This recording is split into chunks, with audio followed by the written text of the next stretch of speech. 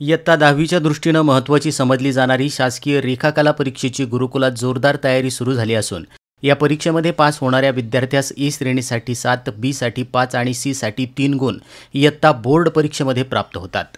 परीक्षेमध्ये माध्यमिक गुरुकुलाची इयत्ता 9वी व 10वीचे सुमारे 500 विद्यार्थी सहभागी होत असून परीक्षा सप्टेंबरमध्ये घेतली जात असल्यानं त्याची तयारी करून घेताना गुरुकुलाचे कला शिक्षक दिसत आहेत।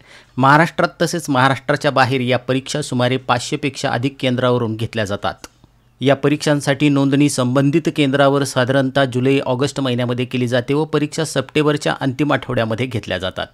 परीक्षेत केवळ ड्रॉइंगच नव्हे तर रंगकामही करायचे असते। स्थिरचित्र, संकल्पचित्र, स्मृतिचित्रांसोबत काही प्रमाणामध्ये अक्षरलेखन आणि निसर्गचित्र देखील करावे लागतात।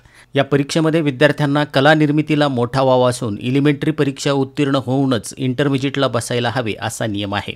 नवीन अभ्यासक्रमामध्ये निसर्गचित्र आणि फ्री हँड ड्रॉइंग हे विषय वगळण्यात आले असून एलिमेंटरी व इंटरमिजिएट या दोन्ही परीक्षांमध्ये भौमितिक अक्षरलेखन असणार आहे।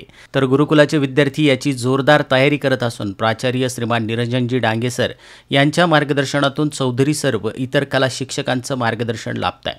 या उपक्रमाचे संस्थेचे अध्यक्ष माननीय श्रीमान नंदकुमारजी सूर्यवंशी साहेब यांनी अभिनंदन केलं असून विद्यार्थ्यांना परीक्षेसाठी हार्दिक शुभेच्छा दिल्या आहेत। आत्मा मालिक न्यूजसाठी संपादक सागर आहिरे, कोकम ठाण।